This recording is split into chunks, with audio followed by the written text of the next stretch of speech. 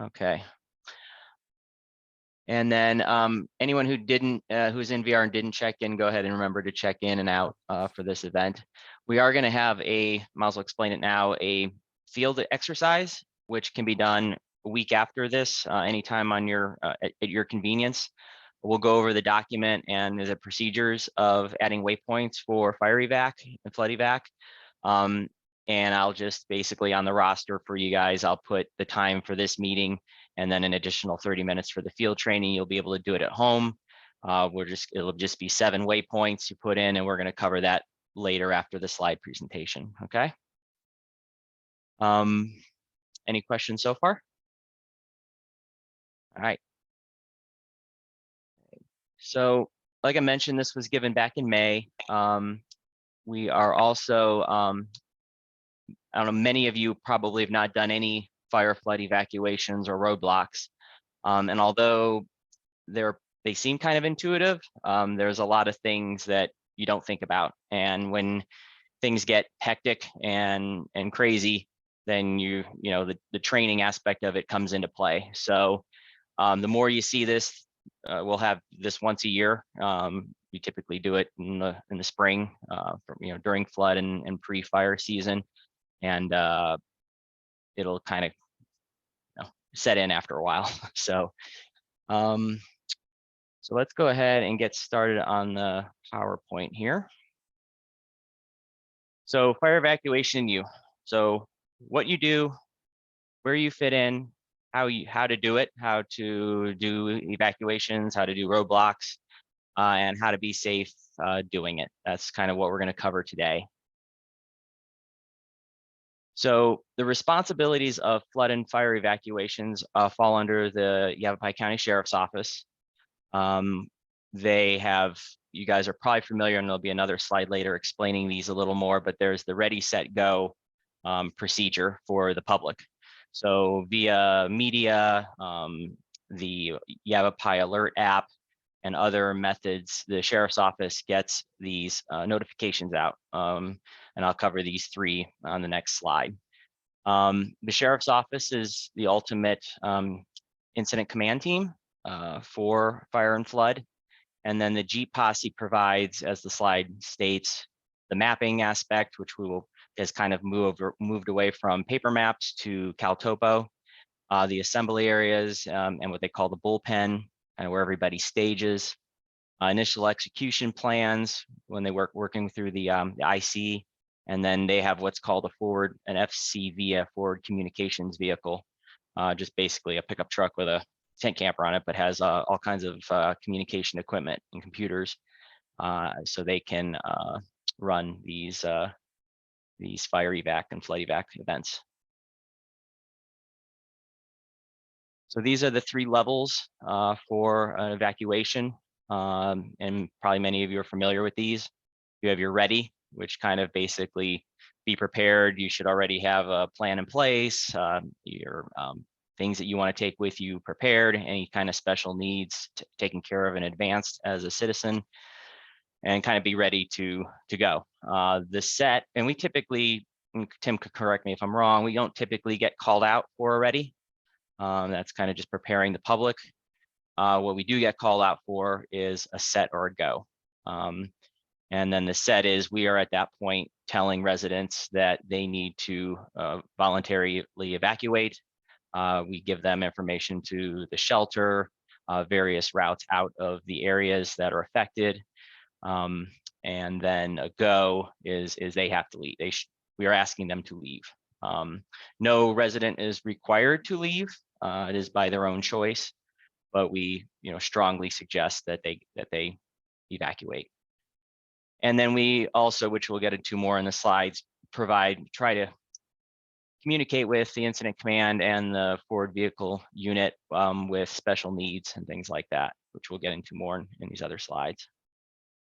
And anytime I'm going through this stuff, anyone has any questions, just unmute yourself and ask, or you can, there's a little raise your hand icon in here somewhere that you can do too. So, all right. This is the Alert Yavapai app. Yavapai app. They used to have Code Red, I think it was called. It's now called Alert Yavapai. This is for residents of Yavapai County to be notified of emergency evacuation orders and other types of events via their phone. I've included the link to this app in the event, which I also emailed to the applicants. So if you don't have this, this is a great thing you might want to put on your phone. This is not, we don't use this directly like with between the sheriff's office and well, basically the sheriff's office. This is more of a public app, but it's always good to have on for your own personal use and notifications. All right, evacuation. So this is a quote from a past Jeep Posse captain. So kind of the idea is what you want to tell people that they're in danger, what the danger is, and what they have to do and help them do it. So very 4 good bullet points there on kind of really basic, what we need to do and what we need to tell the public to do. So there's basically 3 types of missions involved in a fire flood evac. You have the actual evacuation task. So that's where you and another member would most likely be in a 4-wheel drive vehicle, going from house to house, notifying residents that they either need to be prepared to leave or they need to evacuate. Then, and we typically will, and we'll go over this more, we'll flag the address with, we have blue tape, which Heidi typically has at the meetings. So if you didn't get blue flagging tape at one of the meetings, please ask Heidi for some. Another task is traffic control. So kind of routing traffic accordingly away from the area. So there's people assigned to that and preventing people from entering the fire area. So that's more traffic control. That's a little different, I think, from area security, which includes roadblocks and patrols. Typically roadblocks, again, 2 members usually or more, blocking off an access area requested by the sheriff's office. And then there's another under area security, there's a number 2 is the escort duty. Which we'll get into another slide. On the other side of the mountain, there's like 25 youth camps that are active in the summer, and a lot of the fires are over there. So they have buses that they can get and go pick up the campers at the camps. So they typically need escorts for those buses, and we typically have some posse members that are on the buses too for radio communication.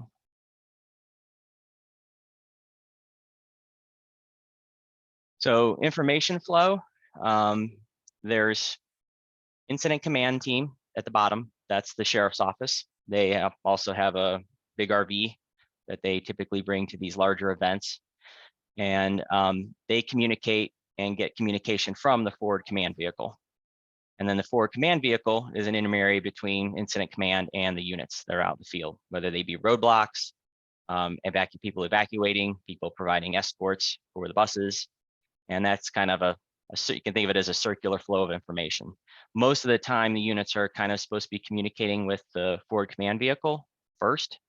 But obviously, if sometimes communications can be an issue and you may have to directly communicate with IC. So. All right. So talking about the evacuation. Hey, yes. Don, Yep. What the app that we all have that is the forestry and fire app, how does that integrate into what we should be following here? Are you referring to the, let me see here, it's called, give me a second here, find it. I just got notification from it today for that. Oh, yeah, exactly. The AZDFFM, Department of Forestry. Right. That's just another, it's just another additional app to have for information. We don't integrate with it or, it's more of an, it's from the Forest Service, Department of Forestry. for the state, and they just have more information concerning fire notifications and things like that. So Okay. I have like 3 or 4 apps on my phone notifying me of stuff. So Tim, did you want to add anything to that? You? No, you're right. It's just an additional source of information for us. Okay. It's not associated with YCSO nor associated with evacuation. It's just information for you of Arizona fires. Got it. Okay. So anything that comes from that, we should not respond to. You would not know. The only thing you respond to is a call out from VR, a text, an email, a call that comes from VR. That's the only thing you respond to. Yeah. Yep. That's really the only thing you're able to respond to. So, yeah. All right. You're good, Hank? Totally. Thank you. You're welcome. All right. So evacuation units consist of 2-person teams.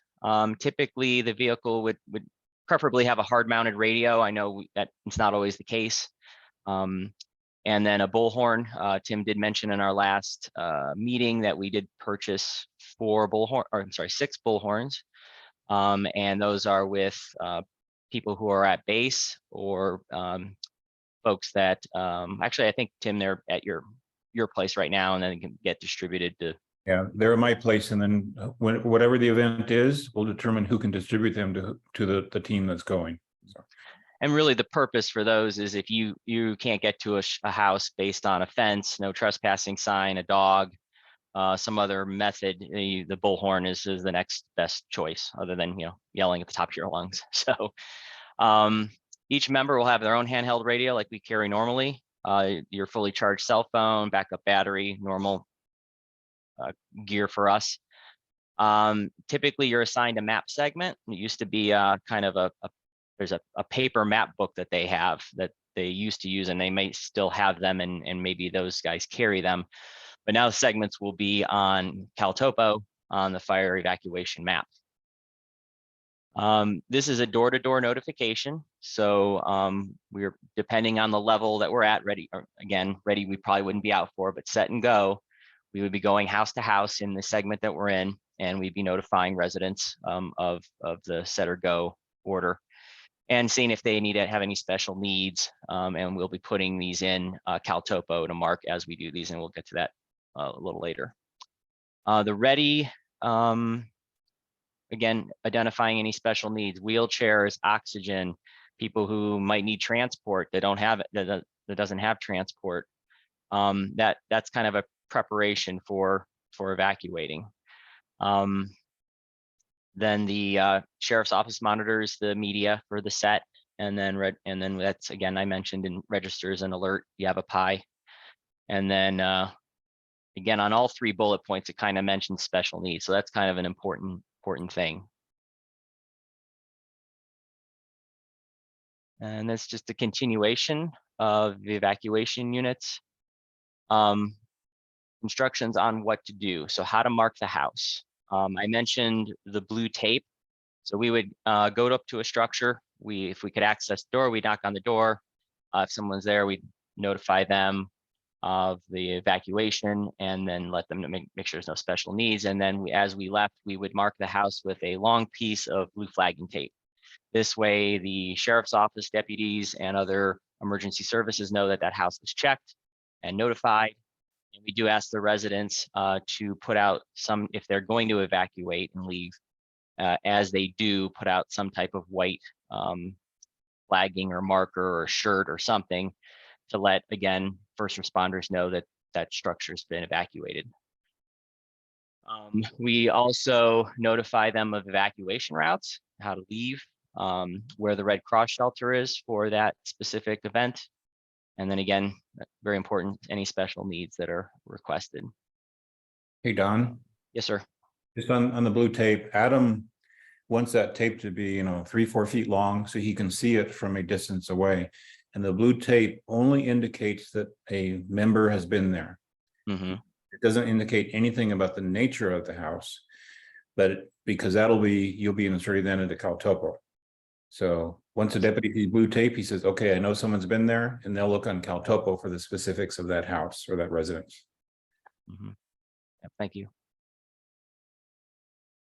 All right. A good point at the end of this slide that was brought up in the first meeting was that you're a problem solver. This is not normal kind of like search and rescue, and things arise that you have to make a decision on. It's always good to make sure you're in communication with the forward command vehicle or IC. And if you're in a question of what to do, you need to radio them and see what they suggest doing based on the circumstance. I know during just as an example, it was a roadblock, not a fire evac. When I was doing the roadblock here in Cornville, it was very hectic and I had a lot of people. My job was to keep people from going in, and many people were coming back to their homes from the end of the day or whatever, and trying to get in, and they were not happy they couldn't get into their home, as tanker trucks were trying to get in and out to get water to the firefighters, and people trying to get in to evacuate horses and other livestock. So it can be quite hectic, and you really have to. I radioed Adam quite a bit, asking him what do I need to do in this circumstance. So I mentioned the youth camps. Hey, Don, Yes, sir. just so I'm clear. So blue tape means we had a conversation with somebody. Well, no, not necessarily. It means that Okay. we were at the residence, and we attempted to notify them of evacuation. Okay, so we may not have actually had a Correct. interaction with. That's correct. Yeah, that's correct. And we'll get to later. That's what we'll do when we put the points into CalTopo. Okay. There's a set of 7 symbols that we can use to put in CalTopo and mark on the fire evac map what level of communication we had with the residents or not. Okay, cool. The youth camps, there's 25 of them. The assembly areas where the buses are located are in Prescott Valley and Verde Chino. That's what I was talking about with escorts.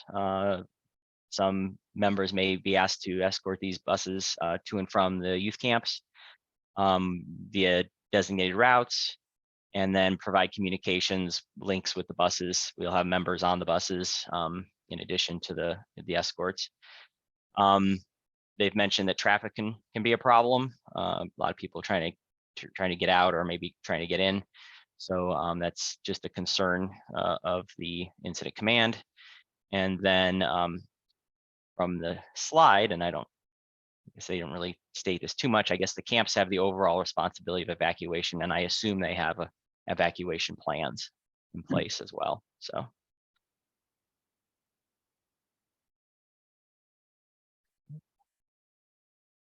All right.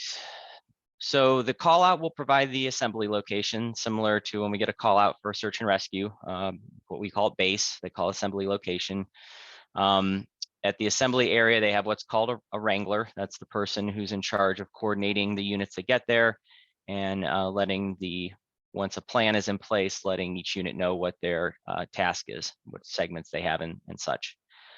So your assignment would be a sector that's going to be probably a polygon in CalTopo. And then you'll get a call sign, just like we do, like Team 1 or whatever. It's usually Motor 1 or 2 or something like that, or Jeep 1 or 2. Reporting, that's kind of what I touched on there, Hank, for your question. The CalTopo evacuation icons will designate kind of what kind of communication we had or not with the residents. And there's you can probably see it here, and it's linked in the event. And also this is in VR, and you may have gotten one from Heidi, but I'm going to be going over this card here, and it has the 7 different types of notification icons that we'll be using. Communications is really important. Basically, if you don't have comms with the forward command vehicle or IC, then you need to get in a place where you can. Because if they can't communicate with us and we can't communicate with them, then we could be in trouble. The also thing about communications, just like we would on a normal search and rescue, is short and to the point, be precise, and you don't want to have a lot of chatter, especially in these large fire events. Safety's a concern, of course. and we'll get to safety here on another slide. And not sure, I'm sure there's probably problems and concerns, but maybe that'll come later. Okay, so I'm the only guy with questions. Who's the wrangler? It's a person, you can almost think of them as the incident command at base, kind of, in a way, you know. Okay. They're the Is it person the deputy? No, this would probably be a member of the Jeep posse, and they probably Okay. are communicating with the forward command vehicle, which is communicating with the incident command team, which is the sheriff's office. And Mhm. that communication thing we showed you before is going down through to the wrangler, and that wrangler says, okay, you're Jeep 1, Hank and Tim, here's your segment, go, you know. That's what that person's in charge of doing. Got it. There's And probably going to be, you know, I don't know, 10, 15, 20, you know, units there able to go out and provide the evacuation notification. is it fire? Who controls the scene? Well, for the fire, there's many different agencies that are there. Our Yeah. role is with the sheriff's office. The sheriff's office responsibility is to provide notification to the residents. Right. So that's our role. But of course, you may have the Forest Service, you may have the fire Mhm. departments, you may have the, you know, So, Tim, did you have any additional? You're on mute. Yeah, I would say, nope, you covered that well. The wrangler can be an assigned person from the incident command team. You'll see the incident command vehicle in that assembly location, probably. And there'll be several incident command people within that vehicle. And they would have made the assignments, and the wrangler would be coordinating and or giving those assignments. The deputy has been given assignments before too, like, you know, Tim and Hank, you're going to do segment 2. When you're halfway done with that, give me a call. The wrangler will point you to the sign. For example, here's the evacuation instructions. Here's the numbers to get to the, you know, the frequency and numbers for the forward command center. So there'll be a person there at the assembly area that will be your point of contact for coordination of nearly everything. Got it. And that was my second question, which is it, you know, PT Sim 1, or they're going to give us that? They'll give us that information, and most likely it'll be SAR 1. Or Okay, SAR. got it. So, yep. Sorry, not our training, right? No. This is a mission, just like any other. Yep, got it. Okay. Any other questions? Is everyone awake? Thank you. Okay. I am. It's okay. Yes, I know sir. Hank. I know Hank is. No, that's good. I appreciate the questions, Hank. Definitely. Yeah, please ask your questions, because that's how we know things we need to talk more about. Please ask. Yeah. And this is pretty much new. I mean, obviously new to the applicants, and pretty much, I think, new to most of the newer members too. So it's hard to kind of relay this information when you don't see it, you know. And like I said initially at the beginning of the presentation, it's just like, you know, it seems intuitive, but it's kind of, there's a lot there. So all right, the call out. So you'll receive an automated message through volunteer rescue, just like you do any other call out, or either by, you know, text, email, phone, however you get your settings are for that. You would reply normally, just like you would on a regular search and rescue mission, yes, no, or standby. You could add an estimated time of arrival. Typically that might be good if we're going to the other side of the mountain, because it takes us longer to get there, and that might just help the sheriff's office with coordinating.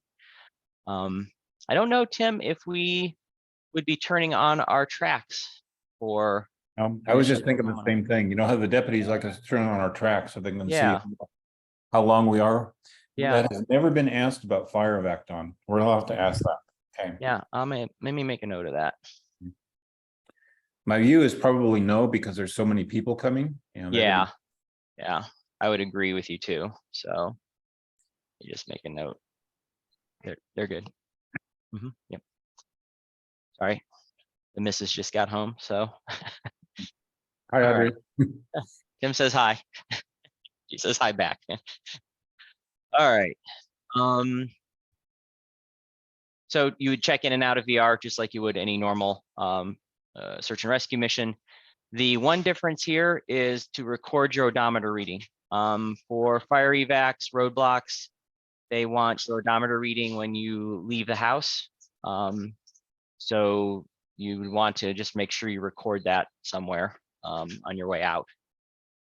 Or if you get there and you remember and you're like, well, I know it took me 30 miles to get there, just subtract that from your odometer and there you go. So, and I believe they'd want an estimated odometer reading when you check out too, I think, Tim.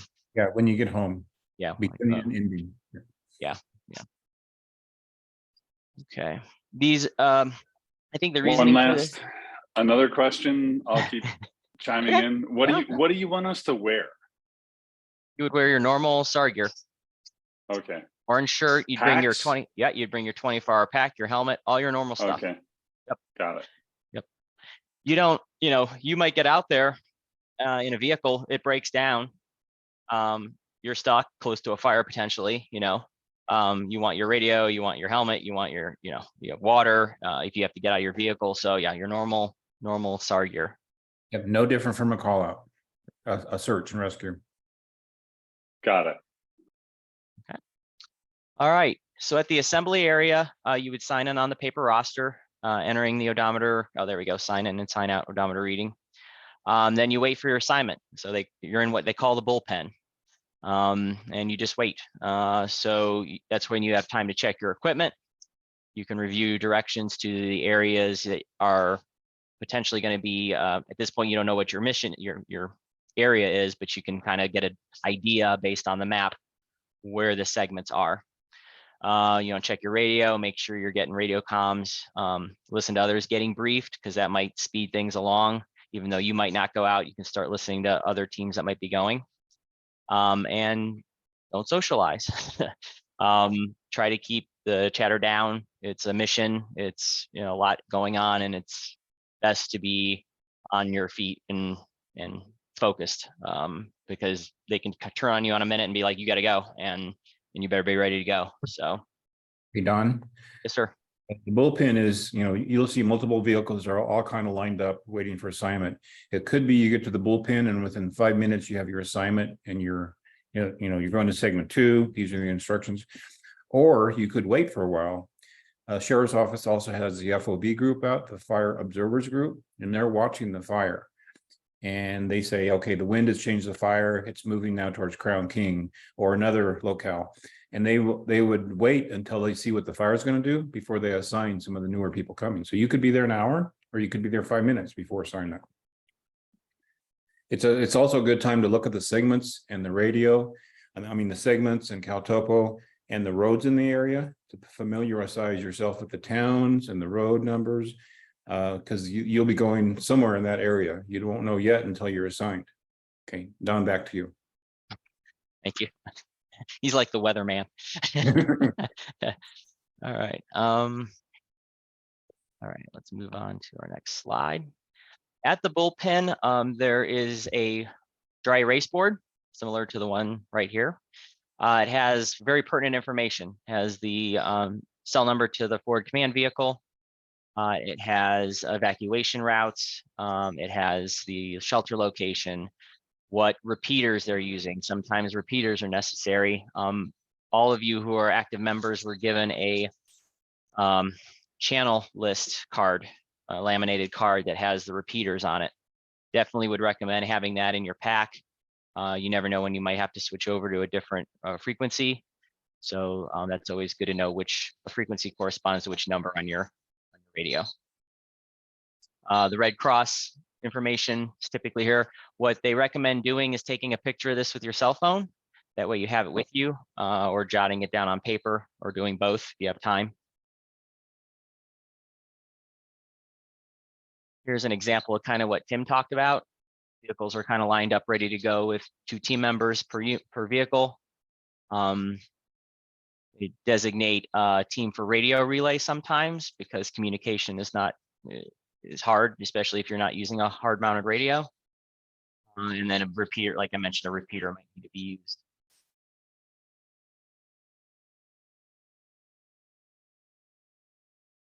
This is a example of a large, well, probably think almost the whole map of, this is on the other side of the mountain, Prescott Valley, Crown King. And these individual houses with pop-ups correspond to the next map here. This is what the paper map looks like, book that they have.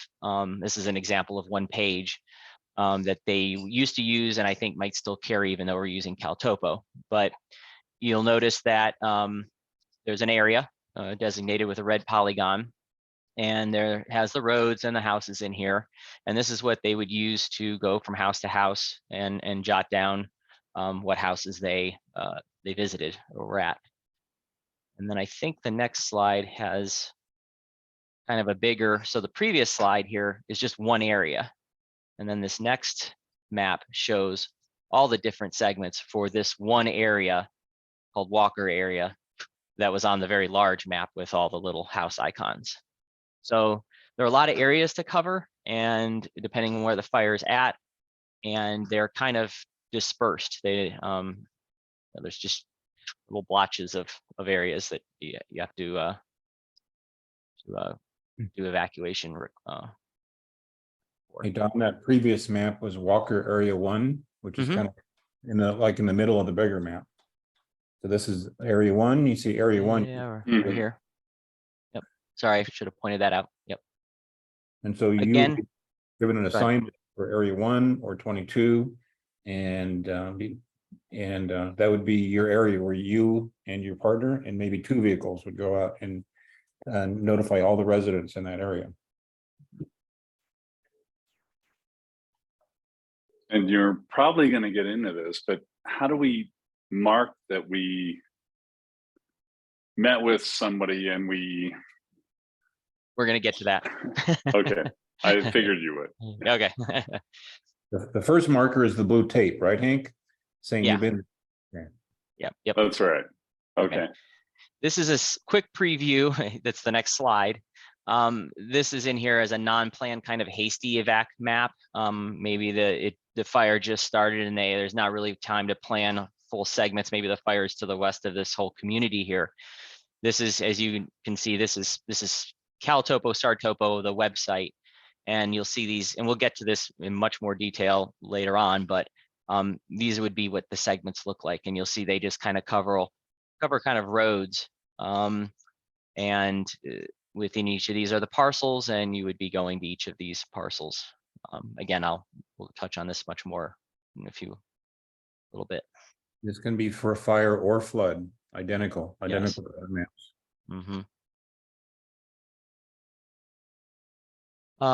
Sometimes at base, if you did not get them, I mean, basically, if you have the team account or the team subscription, you will have the fire evacuation map, the YCSO fire evacuation map.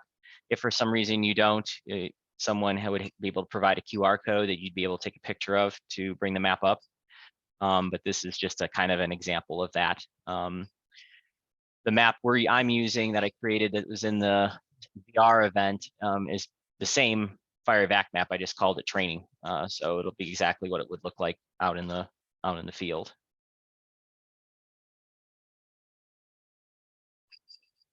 All right, so the fire evacuation map is going to be blank until an evacuation's been ordered.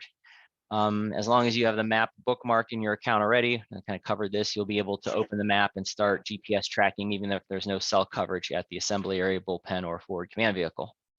GPOSSE personnel or YCSO deputies will either populate the map with pre-planned sectors or draw evacuation locations and sectors on the fly. As soon as you move into an area with cell coverage, the map will automatically populate with all information. Kind of very similar to what we deal with when we're on a regular search, cell search. So, but it covers the whole of Yavapai County.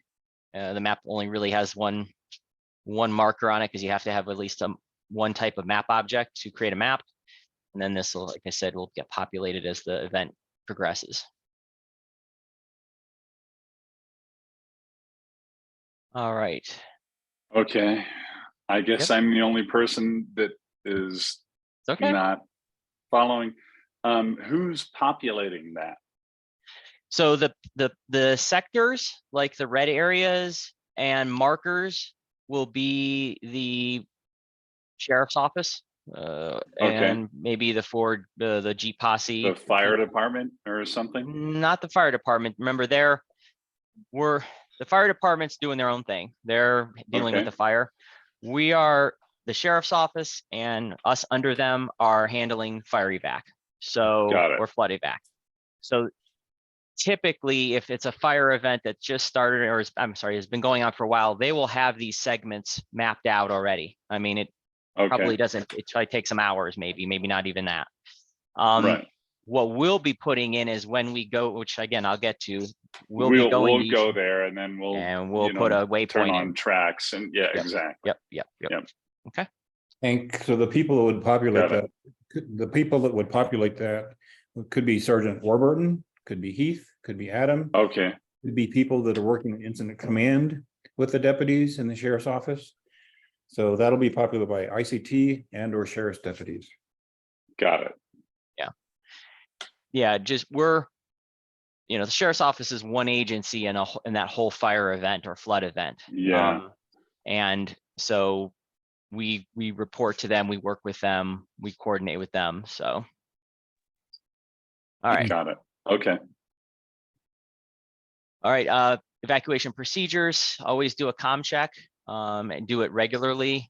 If you don't hear comms for a while, then you may be out of radio communications and maybe even cell service. So it's always good for the observer probably to be regularly confirming that they're hearing radio chatter.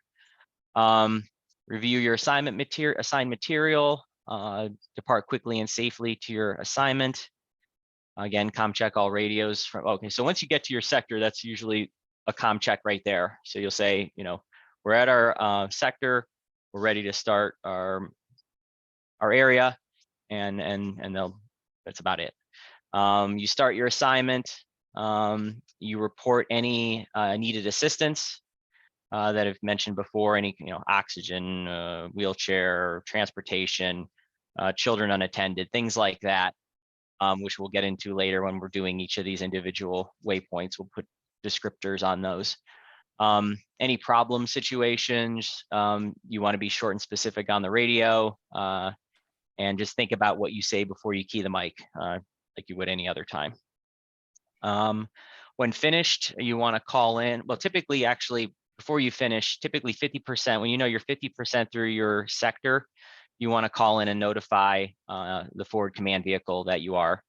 That gives them some idea where you're at. They could maybe start prepping another sector, or think about where they might need you to go, or just return back to the assembly area. Then at the end, when you're done with your sector, you obviously radio them again and you ask, what is your, what are they requesting you to do after that? And Don, what's the team look like? Is it 2 people?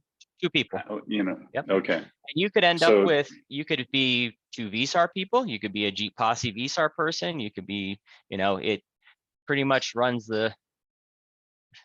right, Kim? I mean, That's correct. Yeah. There'll be a driver and a driver and an observer, a driver and a notifier, and sometimes a 2-person team. Sometimes you go down on both sides of a street. More often, you might have a driver take a person from house to house if they're far apart, for example. Mm-hmm. Yeah. Thank you. You're welcome. Reporting and marking, I kind of touched on these already. Arriving at your sector, you report that you did. Estimated 50% complete, report that. When you're 100% complete, you radio that in, and then you await the new assignment. We kind of talked about this a little bit as far as marking. We want to use the long blue tape.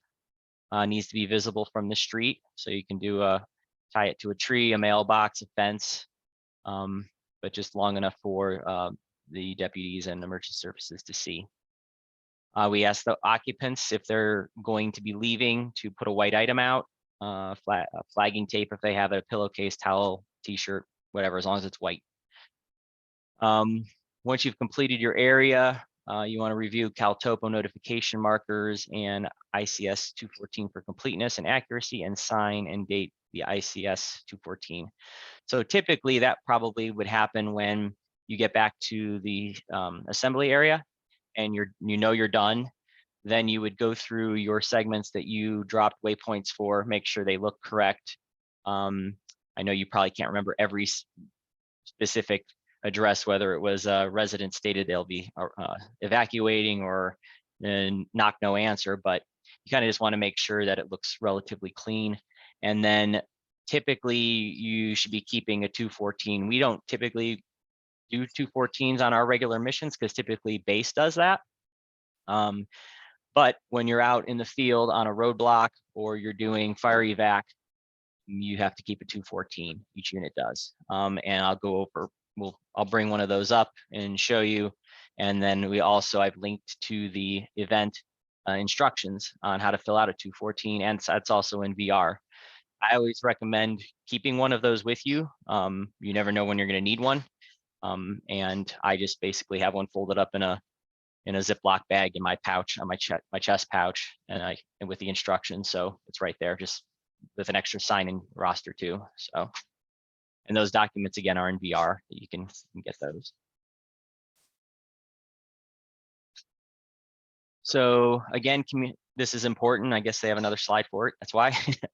Your link for information and safety is the radio and cell phone. So check your equipment, make sure you're in communication. Can you be a relay if you're getting? We actually had this last night when we were doing the rescue up in Soldiers Pass. Sometimes you can't get directly to base, but the other team can hear you, so then they can get to base, relay the information and kind of work as a go-between. So just stressing that communication is important. Situational awareness, look up and down, look all around. You're going to be on point. Apparently the third bullet, I was not aware of this until I started seeing this presentation, that death from above is the #1 cause of injury or death in a fire event. So the high winds can carry debris into the air and then drop it somewhere, and hopefully you're not underneath it. So situational awareness, I guess, that's what's you got to get out of this. So that's why you'll be wearing helmets also. Yes. Yeah. Watch for uneven ground, fences, yard art, down power lines, propane tanks. Again, being aware of your surroundings. I'm sure there's probably aggressive dogs in these areas, and that you don't want to be going into fenced areas with them. That's kind of the whole purpose of a bullhorn, or yelling to the house, fire evacuation. And then at the last point there is to always have your helmet out of vehicle when we're doing these flood and fire evacs.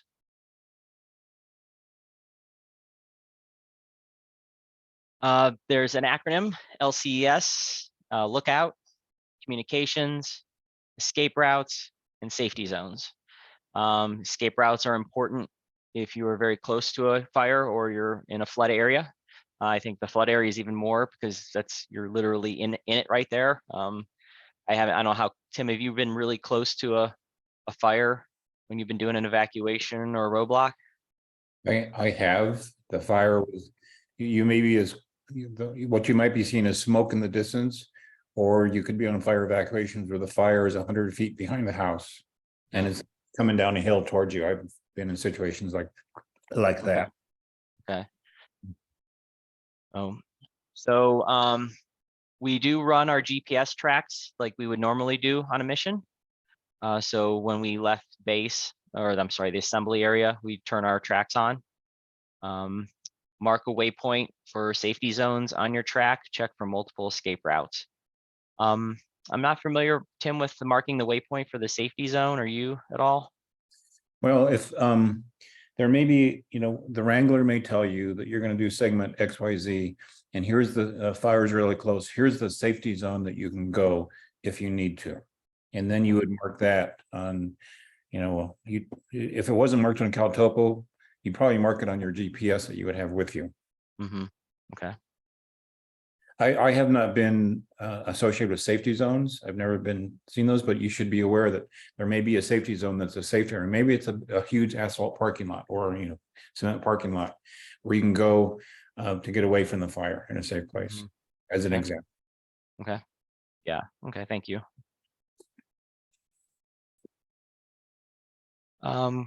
Touching on safety again, extra gear needed, goggles or clear glasses for eye protection, face masks for smoke, bandanas, eye drops. If you're getting a lot of smoke in your eyes, the eye drops are good.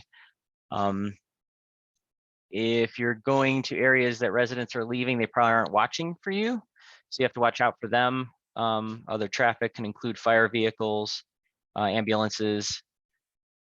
Don't know what's, do you know what LEO is? Law Law- enforcement Oh, officers. okay, thank you. So, yeah, and that's kind of important too on the roadblocks, which we'll get, the roadblocks we're gonna touch on at the end.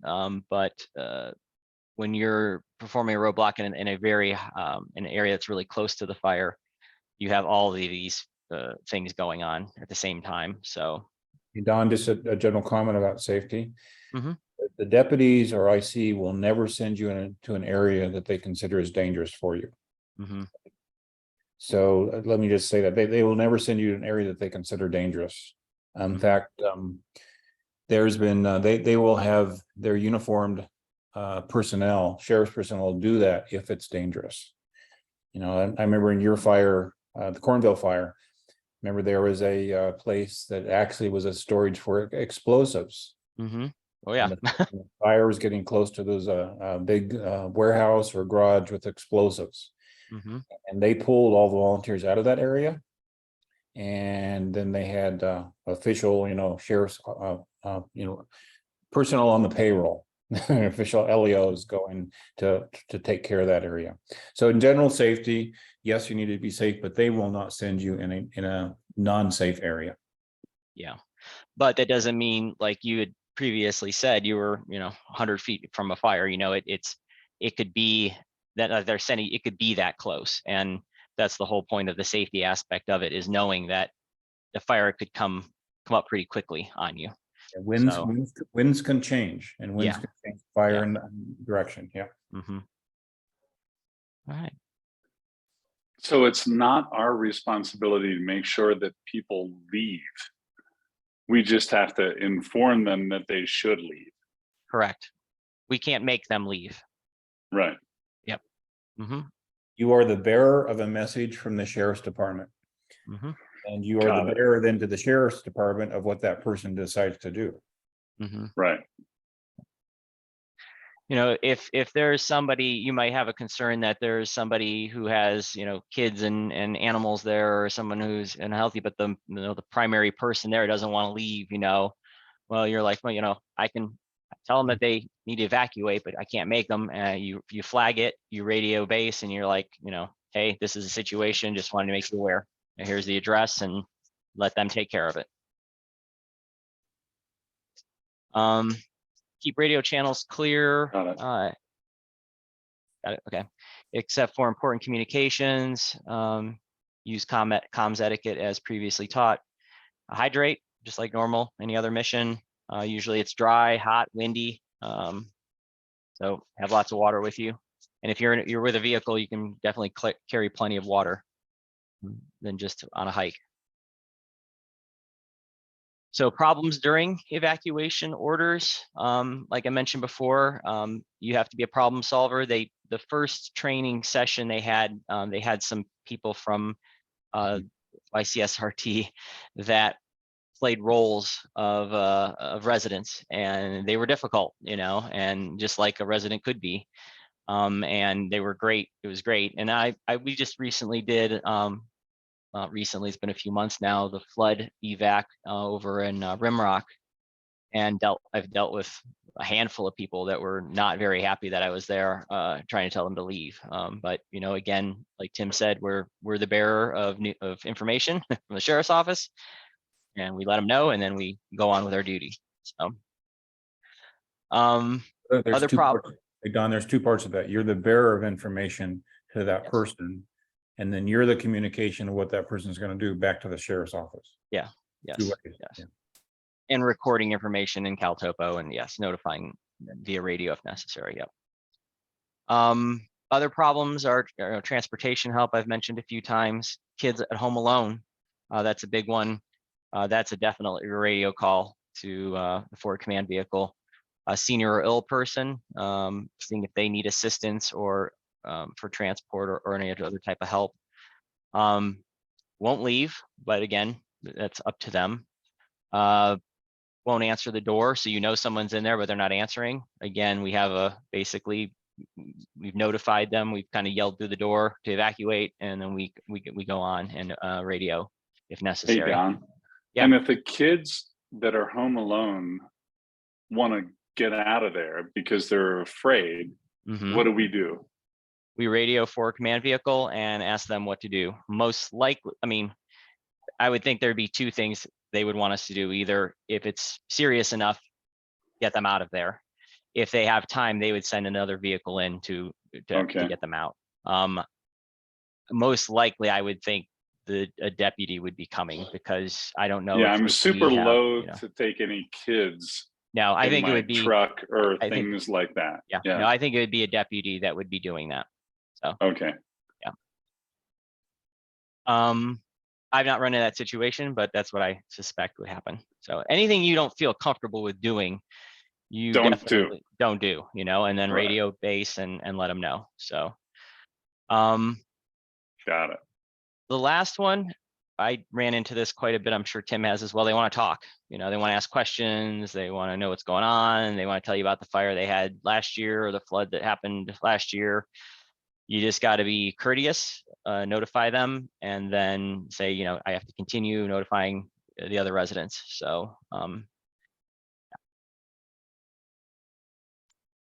other problems during evacuation, you have traffic jams, you have blocking fire equipment. There's people who are panicking, for sure. I dealt with that quite a bit on the roadblocks I did in Cornville. You want to remain calm, professional, and try to do the best you can. That's what we're trying to do, is help them. Other issues are animals left behind, large, especially like livestock and horses. There are organizations that work with the sheriff's office that get notified, and they come out with livestock trailers, horse trailers, and they assist residents that can't get their animals out, don't have a trailer, and they're coordinating with the sheriff's office. So kind of to what I had mentioned before, Hank, about notifying the forward command vehicle of any problems. And that's kind of the best way to go. Yeah, Hank, you as a volunteer, you're their eyes in the field. You're their eyes in the field for, okay, this street's all clear, but I got 2 kids over here. They know that because of you.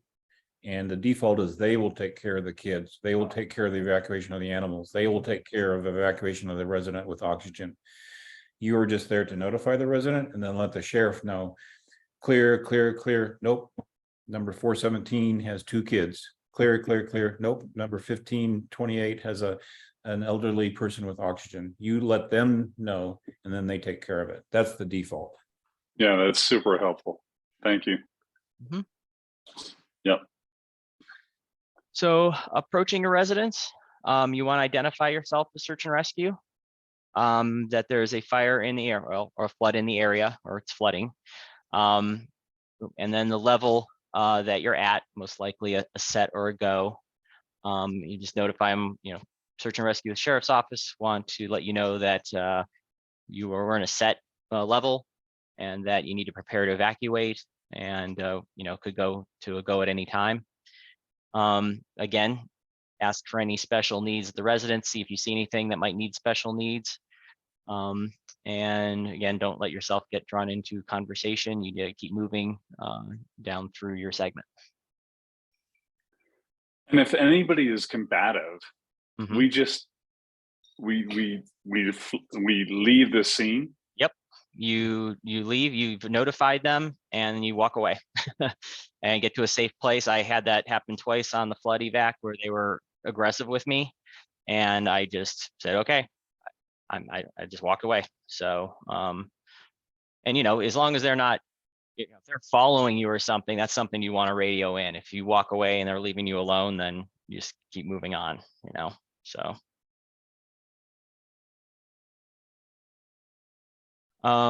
Approaching a residence, always be professional and courteous. Do not climb gates or fences to gain access. So if you have to get to, if you have to notify a residence that's away from due to a gate or a fence, you want to try to use a bullhorn if you have one, or yelling. And then if you can't access a residence, then you want to communicate that in. You would be putting a specific waypoint in CalTopo, but you also want to radio that into the forward command vehicle or IC. And then provide the residents with the evacuation route and then the location to the Red Cross shelter, which both that information was on that white dry erase board that you would have taken a picture of at the assembly area.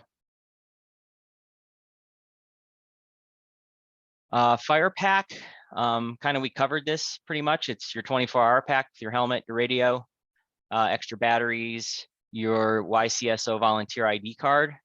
You definitely want to probably have that to confirm with any other law enforcement if they ask you, who you are and you don't have your vehicle, labeled with Verde search and rescue or your magnets. You want to have your ID card to show who you are. Your blue marking tape, which I'm assuming they would have probably plenty of at the assembly area as well too, because you probably will be going through a lot of it. I think I covered this stuff already here. John, I would add here, they should actually have a roll of white tape too. Okay.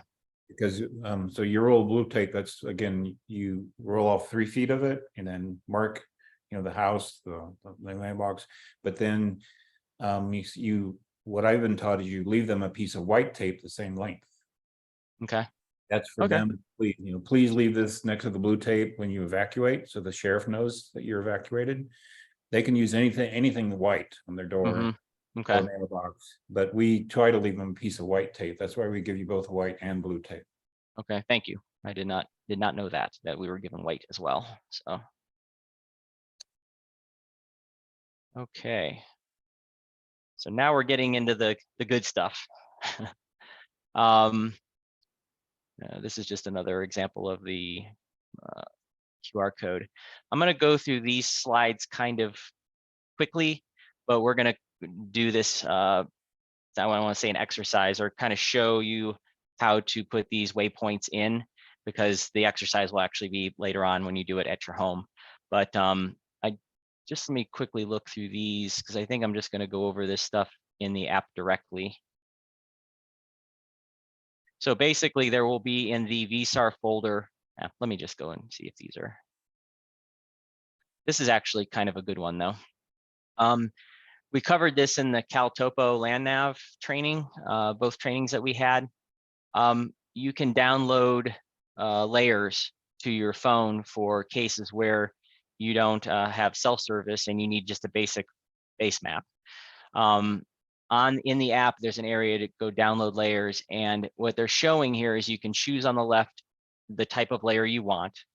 The map builder topo is a really good one because it has both some imagery. No, it doesn't have the imagery. That's just the topo, roads, I think boundaries, and then I think that's the one that I use, is the CalTopo, the map builder topo. But then you can choose each of the individual cells here. And these would be the areas, each of these little squares, when you click on them, they turn yellow. And that's the area that you would be downloading to your phone. So that map is directly on your phone. You wouldn't need self-service to see the map.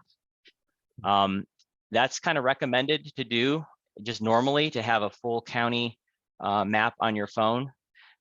You can also bring up the fire evacuation map, which has the outline of Yavapai County, to use as a guide to see which cells you need to click on to get the whole coverage that you want.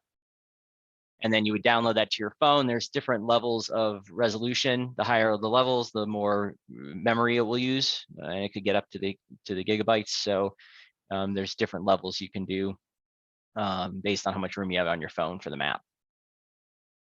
Anything you want to touch on that, Tim? No, it will tell you when you click on this map builder topo, it'll take 655 megabytes and you have 2 terabytes on your phone. So it'll let you know that it's going to fill your phone or it's not going to hard to take any of your space. So you can see that before you make a decision if you want like the low resolution, medium, or high. And I think the other thing is the parcel data. The parcel data are the homes, right? Did you? Yes. Well, that is going to be, I don't think, oh yeah, the parcel data layer. Yeah. So that would be another thing to download for fire evacuation. Okay.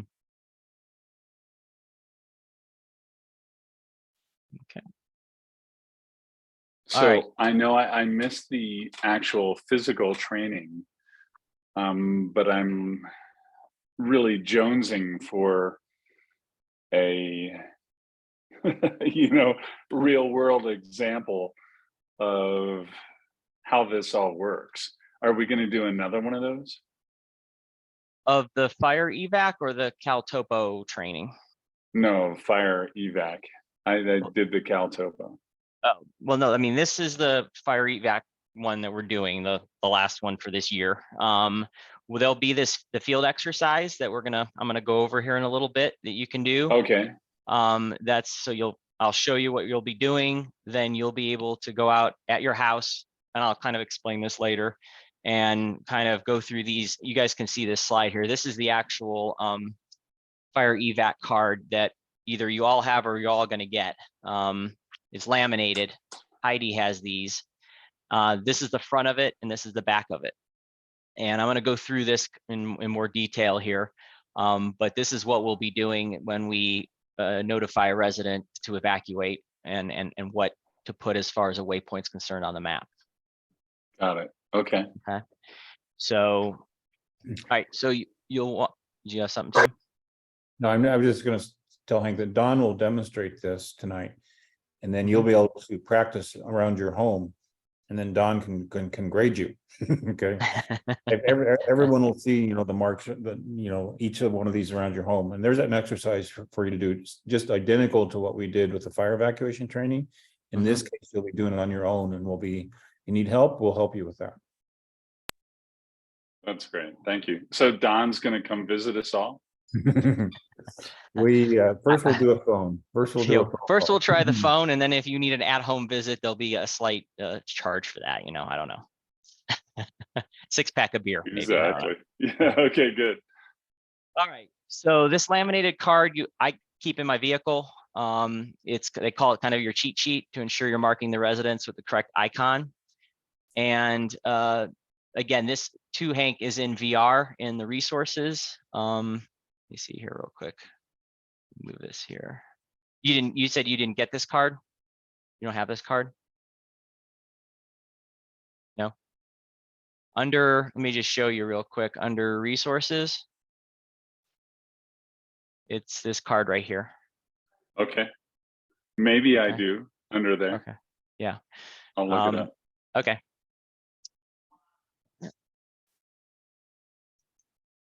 Okay.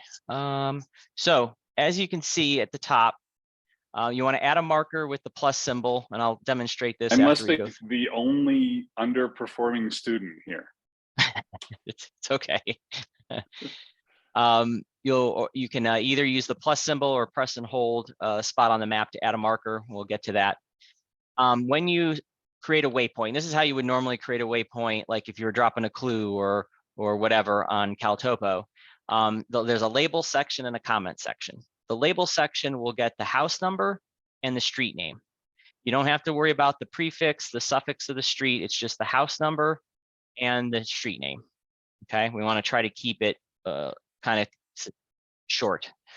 The comment section will have information broken up by commas. The first, in the comments, the first character will be one of these letters. Now, you have K, E, F, A, S, P, N. And it says here, a K is knocked, no answer. Yeah. So you knocked on the door, no one answered. You flag that with blue flagging tape. You open up your CalTopo, you drop a waypoint, you put a K in there. And at that point, that's all you can do.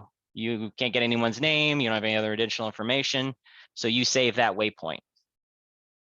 In E, you knocked on the door, the resident opened the door, they stated that they will or are evacuating, you would say, thank you, do you need any special needs?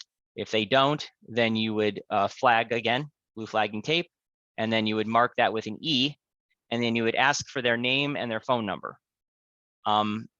Now, some people are willing to do that, some aren't, but if they do provide that, you would then put E, comma, their name, first and last, comma, and their phone number.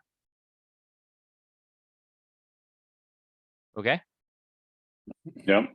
And Okay. since there's two of us doing this, Mhm. one person is probably interacting with the homeowner, and the other person is, updating CalTopo. Is that how Sometimes, it works? yeah. Okay. When I worked with Alan Kay on the flood evac, he was doing one side of the road, I was doing the other. Oh, so But you're that was more of individual. Okay. well, it just depends on the situation, because in that Right. case, it was a subdivision, so there were a lot of homes, so we could go through it faster if one person took one side of the road and one person took the other. If you're Right. in this area where you're driving, a long distance to the next residence, then you could maybe have one person trying to kind of contact and the other person putting the waypoint. Yeah. Got it. Okay. And the other difference too, like between maybe suburban and rural, is like we parked the vehicle and we walked down the road, because it was better than just driving and getting out and getting in and getting out. And then you don't want to leave the vehicle in the middle of the road. You don't want to leave your doors open when you're doing this. So in that case, we kind of just parked, walked the road, walked back, moved on. And then in a more rural setting, you'd probably be driving from house to house, and getting out. Yeah. An F would be notified, follow-up needed. Additional contact will be necessary, explain in comments. So that in that case, in the comments, you put F, comma, if you could get a name and number, or name, comma, number, comma, and then the additional information. It is important, and they'd like us to not have any spaces between the commas. So it'd be E, comma, John Smith, comma, because when they extract this data, it's easier for them to extract this information into separate columns if there's no spaces between the commas. So kind of nitpicky, but if you can do that, that'd be the best. A needs assistance, residents needs assistance to evacuate, explain in comments. Again, that would go in the comment section. Mhm. S is sheltering in place. The resident states they're not going to evacuate. Okay, it's fine. Put out your blue tape, mark a waypoint, continue on. P is unattended animal. Observed animals at unoccupied residence. So that could be dogs, cats, animals outside. And that probably would be a call. This one here, the needs assistance one, and F, notified, follow-up needed, would all be something you'd need to probably radio in to the forward command vehicle of the situation. And then N is residents not accessible, unable to knock on the door. Comments, in the comments you would put, you honked, you used a bullhorn, you yelled, whatever method you used to try to make contact. And on the back of the card is this information, kind of just to identify yourself, that there's a fire in or a flood in the area, what level we're at, that the sheriff's office is ordering an evacuation. Do they intend to evacuate or not? That's kind of when you're asking these questions to know kind of what to put into the map and whether you need to notify the forward command vehicle or not. Ideally, if you can get a name and telephone number of the person you contacted, if they're staying or need special needs, that's great. And then notify them to take if they're leaving, to take any papers, pills, pets, so medications, anything they need. Provided the evacuation route, provide the shelter location. We do ask them to, if they do go to the shelter, to report and register at the shelter. That way we know that the sheriff's office knows they're at a safe location. I don't know how frequently that happens, but that is the preferred procedure that we'd like for them to do if they do go to the shelter. And then when you leave, tie white flagging tape, as Tim mentioned, towel, our case flagging tape, or if they have something that they can put out there that's white. Okay. Hey, Don, just elaborate on one particular thing here. Sure. If they're gonna stay, that's fine, that's their decision. But you need to inform them that they must stay, they can't leave, they must stay in their house.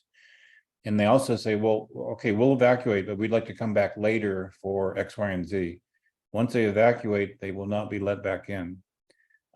Sheriff's office is very concerned about things like looting, okay? So they evacuate everyone out of the area, and the one person stays and goes and loots, house to house. Now, would that happen? Probably not. But they're told they need to stay in their property, stay in their house if they do not evacuate. And people won't be let back in, and certainly strangers won't be left back in because of the looting potential.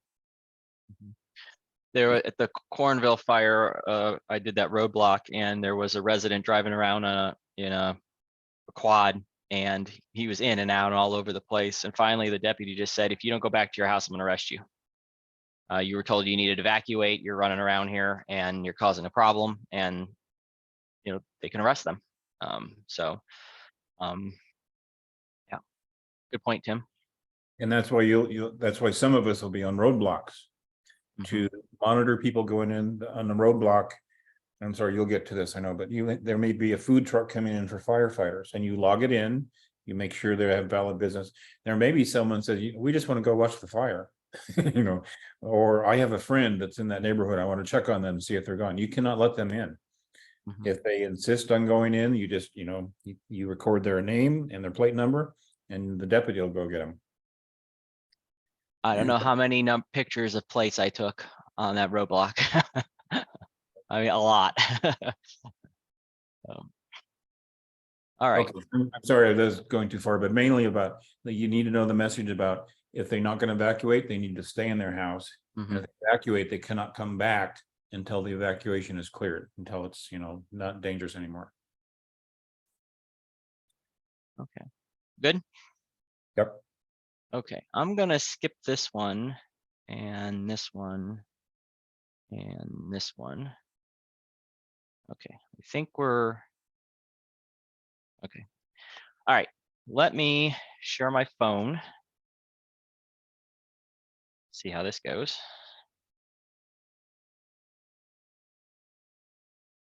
To take over control here. Okay. You should now see me on my phone. Not yet. Okay.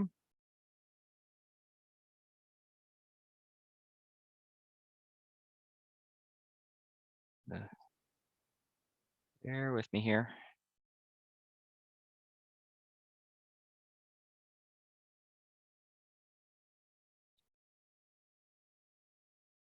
All right, my phone should be coming up here shortly. Yep, I see it. And there's a little delay. There you go. Okay, you guys can see this, correct? Yeah, looks like Jeremy says yes. Yes, I can see it. Good. Okay, that worked. Yay.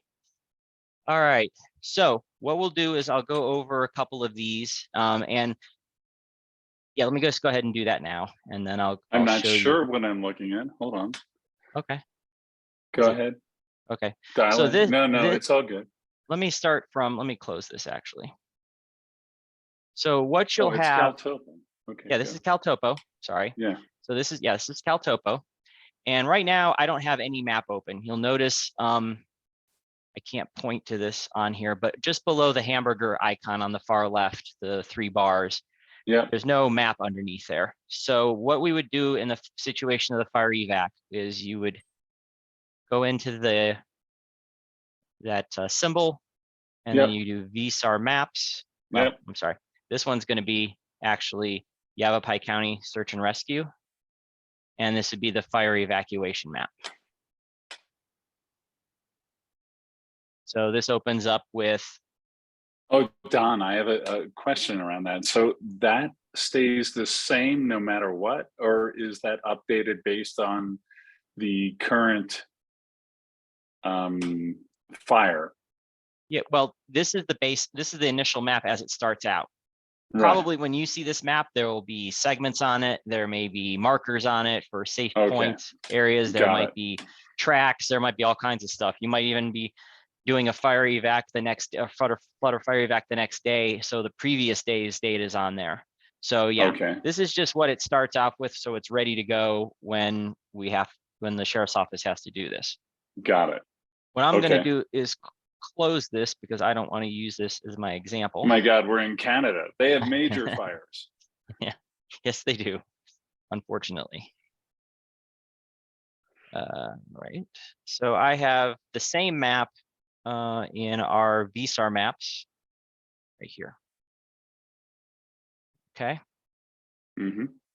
All right. So what I'm going to do is I'm going to go ahead and down in the bottom right-hand corner with the crosshairs, center myself on the map. So I know that I'm at my location. Okay. That's very important.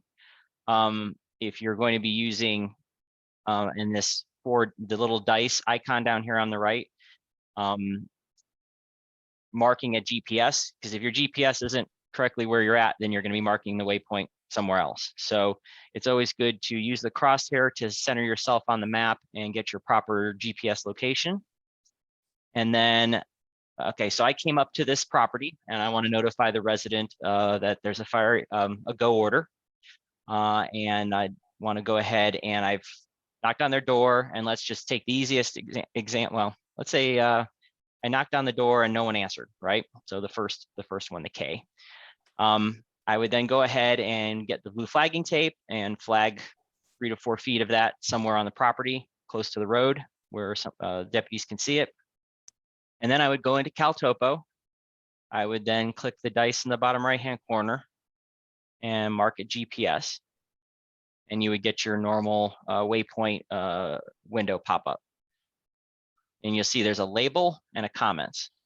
So in the label, as the card dictates, I'd put the house number in. It's 430. And then the street is Old Paint, LE. Okay, and then I knocked on the door, there was no answer, so that is a K. Then what I want to do is under style, and the applicants, you guys might not have the, if you go into style, you might not have, actually you probably don't have these icons here. Is that correct, Naomi or Nicole or Rose? They would not be on the team account yet. Yeah, no, okay. Just checking. Okay.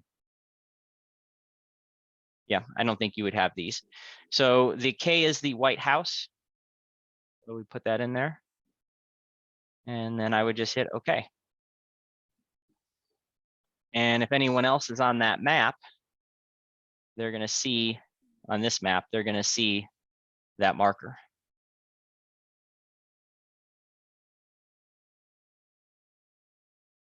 Anybody else on the map? Oh, I accidentally hit the crosshairs and it took me to Houston, so I'm trying to zoom back out and back into where you're at. So it's taking a minute.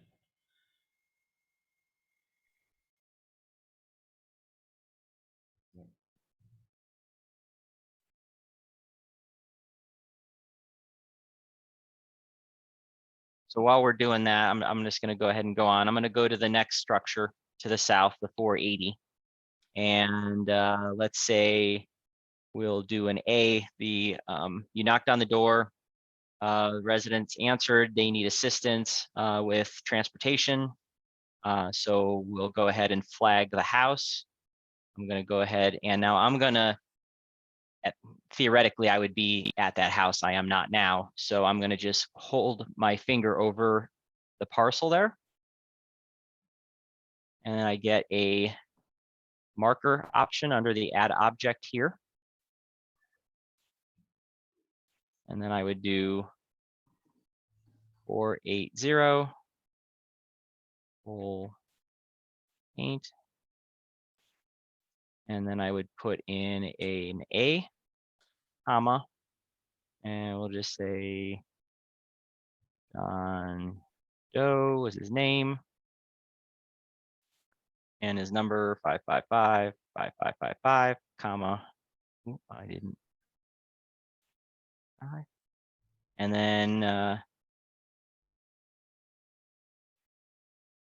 needs transportation. Change, hit the style button there and choose the A icon and hit OK.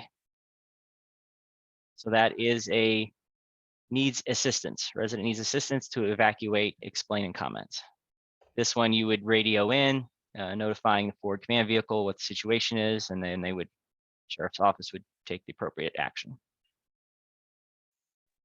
Done.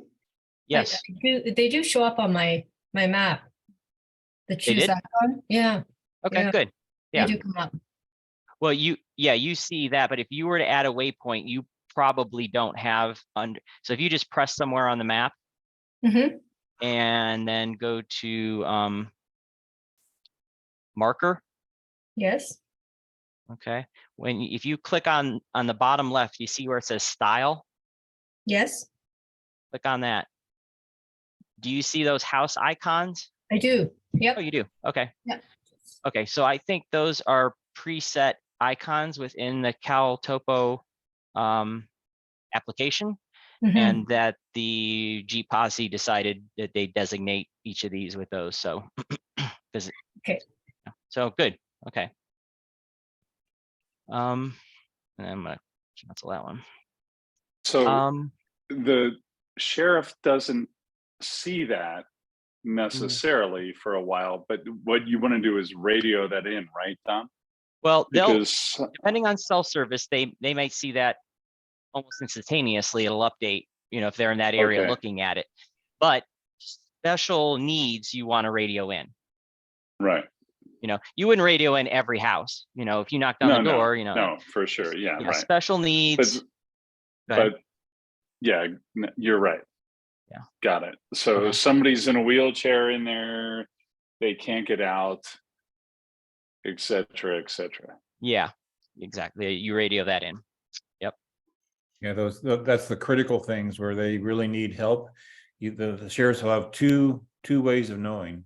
If they're watching the map, they'll see it, but your Yeah. job is to call their attention to it, Right. Then they'll see, oh, yep, on 480, I see where that's at. I see they need attention. So like wheelchair, they have oxygen, whatever the situation is, you call their attention to it in addition to putting it on the map. But we don't affect the rescue out of those people. We just notify. That's correct. Mhm. Okay. Got it. Okay. Does anyone have questions? Do you want me to do another example? Seem clear? I wasn't seeing them pop up on my map. You opened up the training fire in the VSAR maps, right? Not the fire evac, the legit one. It's training dash fire evacuation map. Okay. Yeah. I got Yeah. you. I missed the training. Okay, I see it. Okay. So I think it would be hard to split up into individuals and do that on your own. But Don, what you're saying is if you have to do that, do it and just take more time to do it. Yeah. It's the urgency. Yeah. If it's, obviously it's urgent because there's a fire evacuation or a flood evacuation, but right. Sometimes you do have time and you do want to get the information in correctly. And honestly, the first time I did it was a few months ago, and after a while it was pretty quick. Good. It didn't take long. Once you get used to doing them, you have the card in front of you, and if you feel more comfortable and you have the time to do them together, that's definitely, you tag team it. One person communicates with the residents and the other person's putting this information in. So it's Hey, Don, the other part of this is the 214 information, right? So, yes. Let me actually, is there any questions on, before I get back to that, Tim,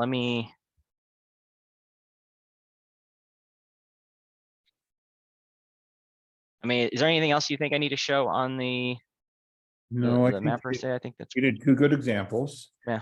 And you clarified what goes in the label and what goes in the comment. Mhm. Label is only the house address. Comments is like everything else you need to let the sheriff's office know. Mhm. The first thing is that the one of the 7 letters in comments. And I would say that probably the easiest way to do this is the pins that Heidi has been passing out with the the little rubber tip on it. Yeah. Some of us have fatter fingers than others. It can be really hard, I can't get it in that area, and make sure you have 1 or 2 of those pins with you. Yeah, they are quite handy. Okay, well, the reason I was asking is I'm going to get out of the phone here so I can share my laptop again and show the 214. And I think there was another question I needed to answer, so bear with me here. Out of this thing.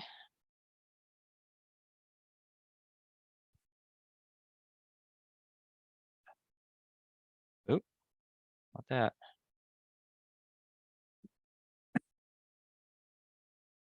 Guess the other Okay. thing to say is Don White, the importance of calling is that you may or may not be in a cell area and your phone may not be updating right away. Mm-hmm. And even though it'll be there when you get, they'll see the data when you get into a cell area. You still need to let them know the critical types of things by radio or by phone. Yes. And they're not looking at, the map in detail and checking every point, they're doing many other things. So they need to know when a situation needs attention. Okay, let me reshare my desktop here. And can I ask, what if you really think, sorry, I'm asking all these questions. No, this is fine. If you really think somebody's in trouble, what, and you need to get them out, what's the liability, Good Samaritan, clause? What, how much Well, liability do we have? Well, I mean, it's, first of all, I mean, obviously the radio communications, and see if you can get some directive from the sheriff's office, right? Because Right. then you're covered, right? If they say, take that person out, well, then they gave you that directive to do that, right? Yeah. As far as, that person needs to go and hey, can I go with you? And you're like, I don't know. Again, you have to radio. If radio is not available, I don't know. Do you have any recommendations? Well, most often you won't be in an area it's that urgent, okay? But let's say you are. Let's say, an ember came and a new fire started and you don't have any communication. It's going to come down to your own personal decision, okay? Mhm. And it would be a rarity where you would not be able to get direction from the sheriff. But the first default is when you're asked to do something like that or you feel there's danger, first default is you need to get direction from a deputy or the forward command center or the incident command. And usually you'll Got go, it.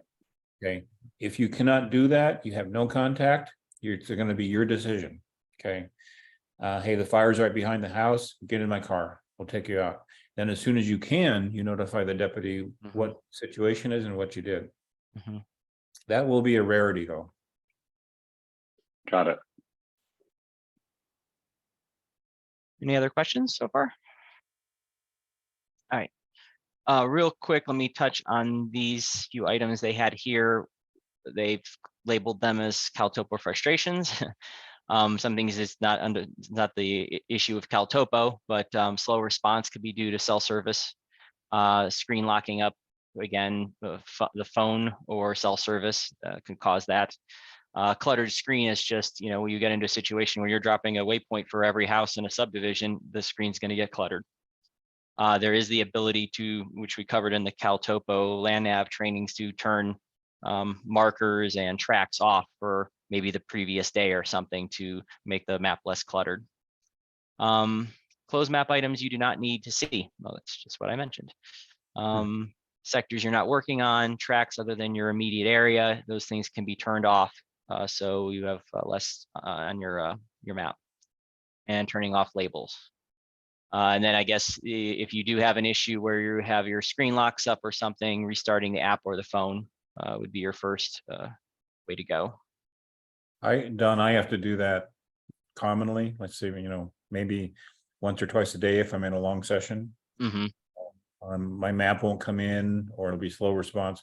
And I just, close the app, close Caltopo and restart it, and usually it comes back perfect.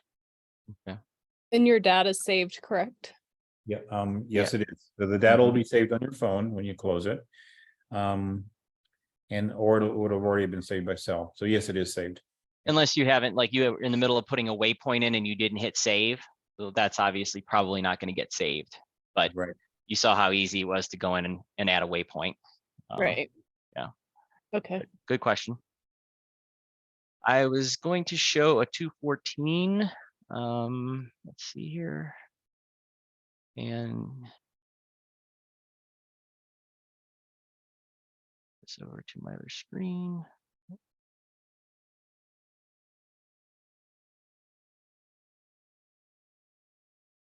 All right, so this is an example of a 214. Basically, the only two forms you're probably ever going to deal with is a 214 and a sign-in roster. When we start talking about these for new people, I was initially like, oh, there's a 214 and a sign-in roster and this other form, that form, but I think these are the only two. But these we don't typically do during a regular search and rescue mission because base is putting this information into this document. But on a fire evac, roadblock, flood evac, you would put this information in. And I think it probably would just be better to show the one that has the example of being completed. This is the kind of an example document of a 214. And I would highly recommend you print off both of these to have on your person. And it's just, it is kind of straightforward sometimes, but sometimes when you get into some of these, IC position stuff, home agency, that's kind of, we're with YCSO.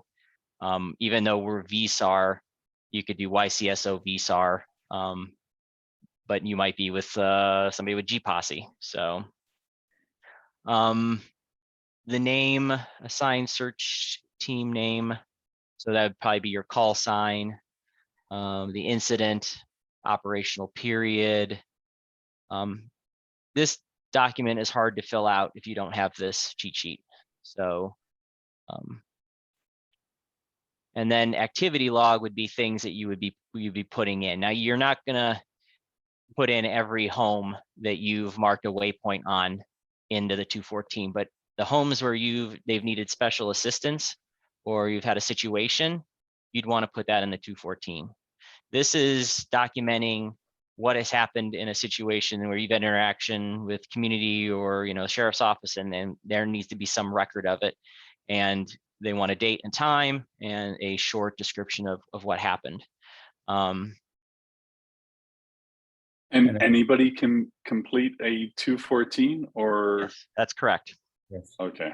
Any active member of the Yavapai County Search and Rescue. Yeah. Mm-hmm. There is enough documentation needs. It does work good to have two people, at a house. One can have the 14 and filling in the Caltopo. Things that would go in here under activity log would be, 430, fire lane, resident argued with me and threatened. Right. I notified incident command. Okay. It's the official. Resident refused to leave, etc. Yeah. I don't. A refuse to leave, I wouldn't put on there. No. Oh, okay. Okay, good. You may be there filling out this form for a long period of time if you did that. So. Oh, really? Okay. Well, I mean, there's a lot of people who don't want to leave. Like in the flood, the flood evac, they've had flooding there before. Where they're at, they don't feel like they're going to get flooded, so they didn't leave. So. So refusing to leave is kind of a non-event, and you only want to record events. So refusing to leave, you will notify that'll be on your Caltopo. Okay. John Smith 555, and you would give the what's the code for that? Sheltered in place. Yes. Okay. That's enough notification. However, if there's a resident needs assistance, Naomi Williams in wheelchair. Yes. Okay. Notified IC at 1432. What if IC didn't get that message or didn't get there? You would need notification, legal documentation that, hey, you were there, you notified IC, talked to Deputy Hanson. So, and this is a legal document. Got it. You were there, you filled it out. So it's kind of like the exceptions, the normals, knocked, no answer, residents stated they're evacuating. You wouldn't put that on this form because like Don said, you'd be filling every line. So This it's is- between Cal Topo and this one, I mean, everything's pretty much documented anyway, so save this one for the more extreme situations. I mean, Yes. exactly. This is also like when you're doing roadblocks too, which I'm going to touch on before we're done tonight. You're filling this out quite a bit if you have a lot of traffic in and out. You're not like emergency vehicles, you're not as much, but it's more like Tim said, there'll be food service coming through, or there might be the porta potty truck delivering porta potties, or there might be various other service oriented things that are coming through for support of the event. Or there may be people like the example would be too is the people that come and do the horse rescue or livestock rescue. You'd want to put that in there that they went in and then when they came out, because that's kind of another point of this document is, well, they went in, did they ever come back out? So that's kind of an important thing, and that might be a good point too, is that if you that example, they went in and hour later or less, they're not out, that might be a radio call for command vehicle or deputy being, hey, might have a situation here, depending on how long it takes. So, yeah. So Don, what if multiple of us fill out the 214 and they're inconsistent? Well, it'd be per team. So one person on your team, you or the other person would be filling this out. So let's say, Hank, you and I are in a vehicle. There's two vehicles, okay, 4 people. There would be one 214 form for those 2 vehicles, those 4 people. Okay, so we coordinate and we fill out one 214 for that. Yeah. Yes. Okay, got it. Your motor one will turn in a single 214 form at the end of your shift. Got it. Okay. Super helpful. Okay. Especially, this is a canine search here. Example. Yes. Oh, yeah. Yes, it is. I definitely like, one 214 for that search. Now this Not 2 of them. No, I mean, now this would be in the case of a fire or flood, this is a document per unit, you might have a search where you're with the dog unit and you're a team. 3 dog units. Yeah, you would have your own 214 for your team. Yeah. Got it. Yeah, for sure. Okay. Let me touch quickly on the roadblocks here. Let me see here. I just wouldn't want conflicting or inconsistent documentation. Yeah. Sure. No, we want to be concise and convey the proper information. So yeah. Okay. So another task during flood and fire are roadblocks. I kind of touched on this through the presentation. This document's also on the event, and I sent it to our applicants via email. So the purpose of roadblocks is to control traffic, restrict traffic in and out of closed areas during an incident, such as a notification, evacuation, flood, or fire. Tim touched on, we're there to not only make sure people aren't going in to maybe they are residents and they want to get stuff, but keeping people out that aren't supposed to be there, because we are under the sheriff's office and it is the sheriff's office's duty to kind of protect that area because they told people to evacuate. So that's the other purpose for the roadblock, is to mitigate looting. Your unit may sign you up, or you may be asked to use volunteer rescue to reserve your shifts. So typically roadblocks will be in VR. You'll get kind of a call out notification for like the next day or something like that. Or it might be even that day, but usually it's another day. And then you can go into VR and register for a roadblock. In here, they say the shift durations could be as long as 12 hours. They try to keep it down. I know if after talking with Jill to try to keep it down a little shorter than 12, but it just depends on how many people they have, how many deputies there are for roadblocks. We kind of the other point of us doing these is it frees up deputies to do other things. So that's another kind of important reason why we as volunteers do it.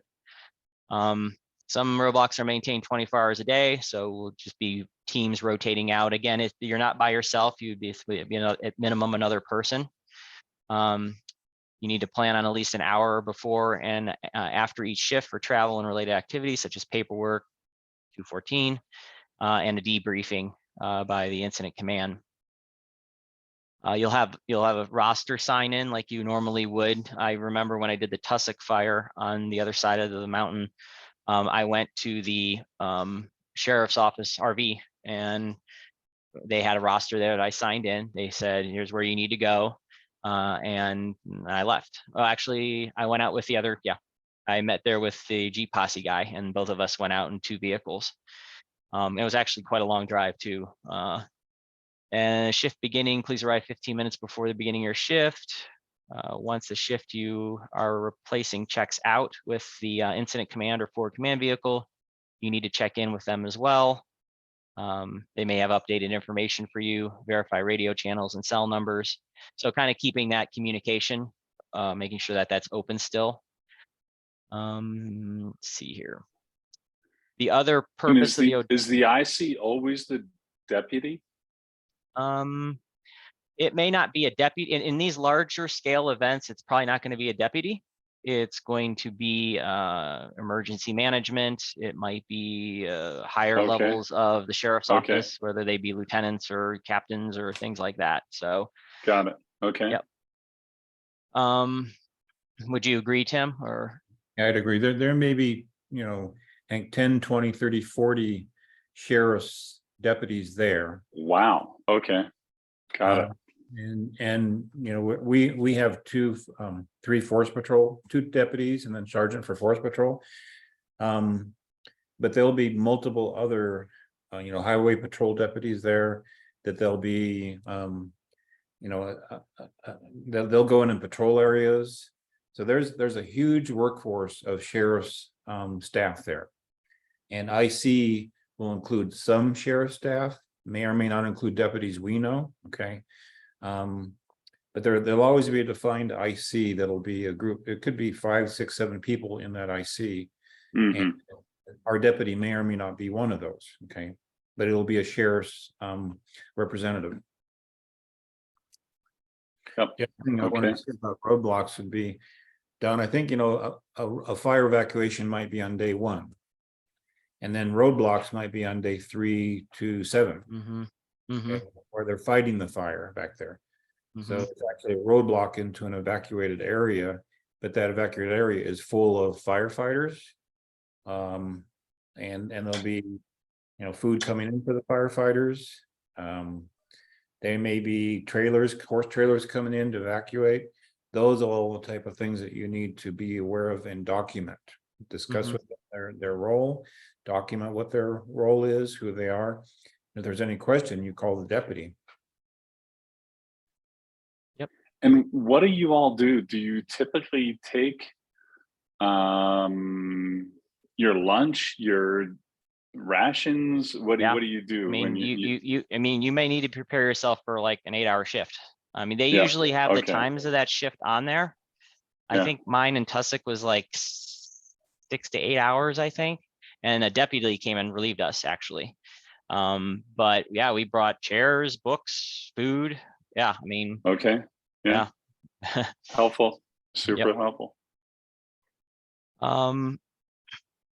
Now it's so different. That one was so different from the one I did here in Cornville. It's totally opposite. Like at the Tussock fire, I saw 2 vehicles, porta potty vehicle and a I think another sheriff's deputy or something like that. And the Cornville one was just complete madness. So,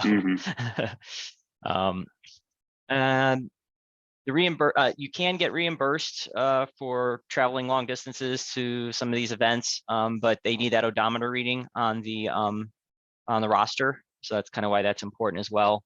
These larger events have much more expense involved with them, obviously.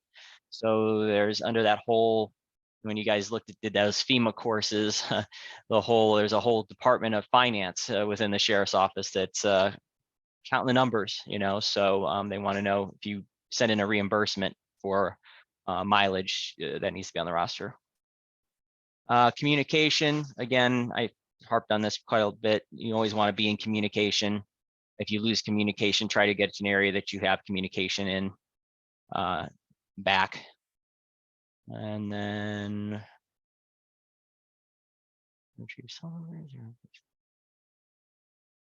this does have a recommendation of retrieving the cell numbers of who you are replacing and who's replacing you on VR before you deploy on assignment.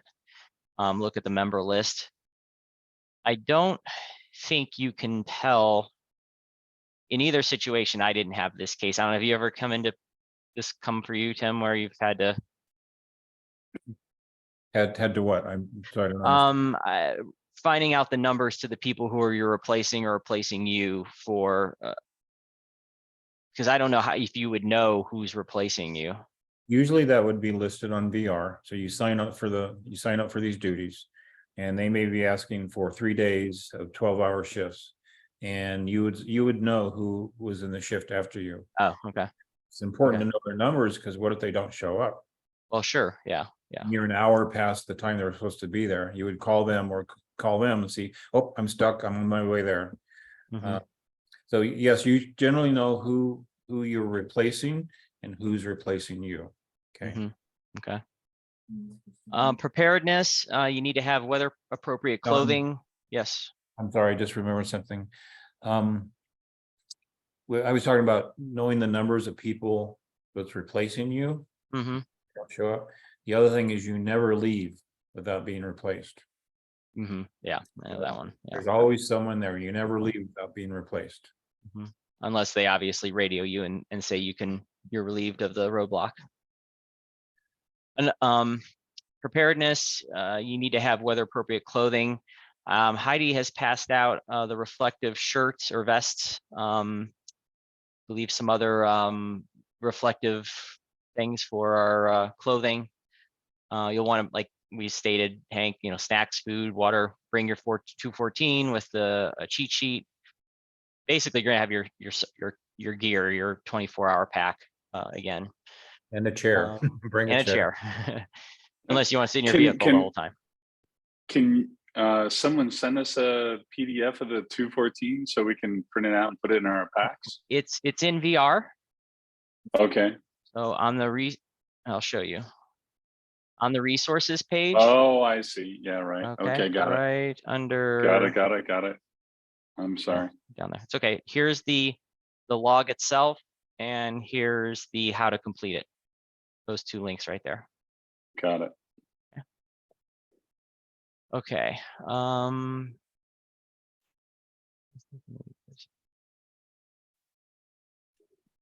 think that's all I wanted to cover on here. I think we've covered pretty much all of this already. Okay.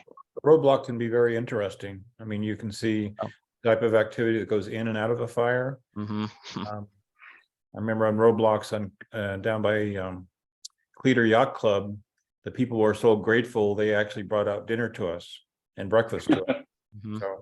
So you always need to be prepared with your own food and water for the length of your shift plus. But sometimes the residents will actually bring you food. They're so grateful for your help. Two things I forgot to. 1 second, Hank, before I forget. Go ahead. Two things. One, if someone tries to go through your roadblock, don't put yourself in danger. Get out of the way and radio it to base or forward command vehicle. You don't need to get hurt trying to stop someone. The deputies will go get them. Two, you don't want to have your vehicle blocking the roadway. So your vehicle should be off to the side if possible. And, you're there to, when a vehicle comes up, stop them, ask them, what they're doing and things like that, and go from there. So those are kind of two important things. Go ahead, sorry. And you'll be in your uniform, your search and rescue, just like normal, like. Right. And what's the policy with capturing their license information? Do you take a picture, a photocopy? Is that allowed? I did on both roadblocks, especially the Cornville one. I had people that wanted to get in there, and I took a picture. I radioed. Well, I first radioed base. I'm like, this person is adamant to get in. They need to get their family. Blah blah blah. Adam replied, "You can let them through. Take their picture. Get on that picture of their ID." As people let me do that, and then I let them through. At one point, we were starting. So you can. Sorry, Don. You can take a picture of the actual person plus their ID. Well, their ID and the picture of their license plate, the vehicle's license plate. Right. Yeah. I didn't take a picture of them. No. So, I mean, if they want to get it, if they wanted to get in and the deputy okays it, then yes, with that, having that information. So, I got all those pictures to Adam after I was, done at the roadblock. And so he had them for record. So, all right, one last thing, and I'll let you guys go. And if questions. Sorry, I'm holding us up. No, it's okay. No, we're okay. No, I think half the group's awake, so that's good. Yeah. All right. Attached to the event, and I sent to the applicants this Word document. This is the field evaluation training. I said evacuation.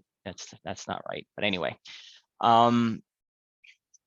what you can do within the next week or so is take this document, go outside your house, and you can put in these 7 waypoints. And what they are is, 1 through 7.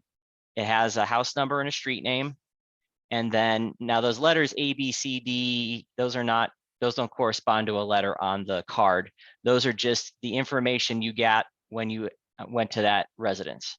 So like number 2, 4, 5, 6, Ivy, you knocked on the door and the resident said they'll be or are evacuating. Person's name was Tim Anderson, and there's his phone number. So then you would put a waypoint, put in the label 456 Ivy. You go to the comments, you'd put that's letter E, comma, Tim Anderson, comma, 5550456, save. If you can do this at your house, just try to space these out. So put one in, walk about 20 feet, put another one in so they're spaced out. And you could let me know once they're in there. I can go look, see if it looks good. I mean, this is not a test or anything, but just, as a way I can just go into the map and take a look and confirm it looks good with what their sheriff's office is looking for. Don? Yes. Don, is 123 Ivy, is that the address? Yes, that would be go into the label field. That's the label. Okay. Yeah, 123 Ivy Street, let's say. Okay, got you. And then the rest is the subcategories. Yes, that would be what would go in the comments. Okay. And note that Don did not include like the code, the letters in the sheet. You're gonna have to use your fire evacuation card. Right. Is that online, hopefully in VSAR? So on the, yes, on the in VR, under resources, at the very top, fire flood, it's right here. Okay. So you can print that off. If you want, Heidi should have these. I don't know if she'll bring them to every meeting or not, but she has laminated ones, and then it's a 2-page thing. So it's front and back, and it's laminated, and it's nice. Right, so but it's in VR resources under fire and flood. Yes, ma'am. Okay. Beautiful. Any questions on the field exercise? Which map do you want us to use in Caltopo? The training one. Under well, yeah, for you, yeah, well, it's under the VSAR maps and it's the training fire evacuation map. Yeah, use that. Yeah, and the Okay. key is that you click on where you are.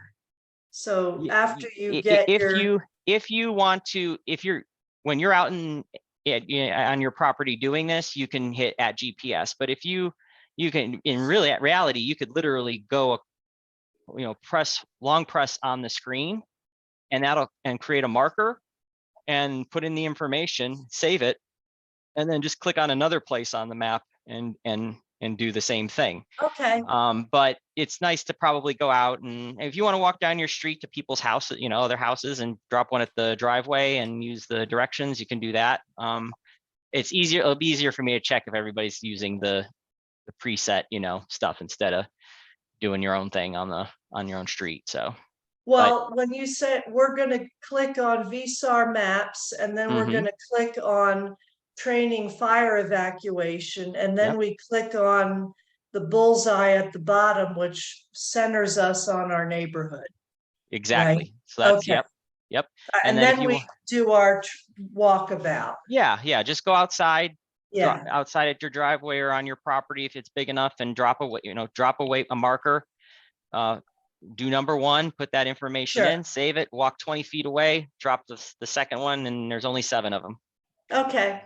Can we set a fire and really do an evacuation? Oh, Sorry. no. Sorry, it's late. We have a pyro on our hands here. So Dawn, I have a question. Yes. So for those of us who can't access the VSAR maps, what should Well, we? you have the link. The link is in the email I sent you. Yep. And If- that will gain me access to it? If you open that link on your phone, Right. so if you open up your email on your phone, click on Yes. that map link, that should open that map up in Okay. your, All right, I'll try it if I can't get it all. let me Yeah. know. Thank you very much.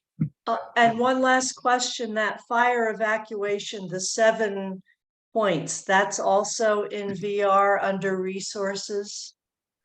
No, that is on the actual event in VR. So you can see my screen. Right? You still see my screen? Yep, If you go to the event for today, uh-huh, and you go down to resources here, okay, I'm sorry, it's down here under attachments. You can download it right here. okay. Okay. Hopefully I'll remember all this. Okay, If you have any questions, let me know. Be all more than right, happy to thank help you. Anybody else? Nicole, everything good? Everything's good. Jeremy, good? Yep, all good. All right. Naomi, I think we're good. Hank, everything, any other questions? No, I think I occupied enough time tonight. No, they were Thank all good. And when you haven't seen this before, sometimes there's a lot of questions. So, Yep. well, I appreciate everyone's time, really. And when you do your field exercise, no hurry. Within the next week, let me know. I'll look at the map and check it out. All right. Don't forget to check out in VR, please. And I will do a roster for everybody's time. I'll take the time we spent here, the 2 hours, and I'll tack on another 30 for the field exercise. And if there isn't anything else, we can adjourn. Dan, Thanks, Don. Well done. Dan Derigaki in a chat saying he's good, so he's got all the directions. Excellent. Thank you. You're very welcome. Thank you, guys. Okay, good Tim, night.